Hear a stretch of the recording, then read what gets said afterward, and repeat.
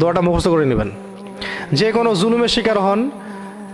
জুলুমের শিকার হন বা আপনি নিরপরাধ, আপনার উপরে মানে টর্চার করা হচ্ছে বা অত্যাচার করা হচ্ছে বা জুলুম করা হচ্ছে, আপনি আসলেই ইনোসেন্ট, আপনি আসলেই মাজলুম, আসলেই আপনি মাজুর এবং আপনি আসলেই নিরপরাধ, আপনার কোনো দোষ নাই, কিন্তু আপনি জুলুমের শিকার হচ্ছেন।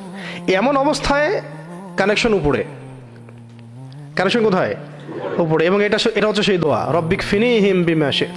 বা শক্তিশালী শত্রু আপনার সামনে, লড়াই করার আপনার ক্ষমতা নাই, শত্রু বাতিল কিন্তু শক্তিশালী, লড়াই করার ক্ষমতা আপনার নাই, আমার নাই, তখন এটাই হচ্ছে আমাদের অস্ত্র।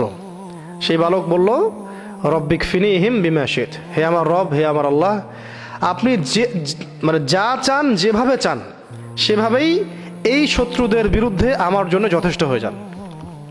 অর্থটা হচ্ছে এরকম, রব্বিক ফিনিহিম বিমা শিত, হে আমার রব, আপনি তাদের বিরুদ্ধে আমার পক্ষে যেভাবে চান যথেষ্ট হয়ে যান।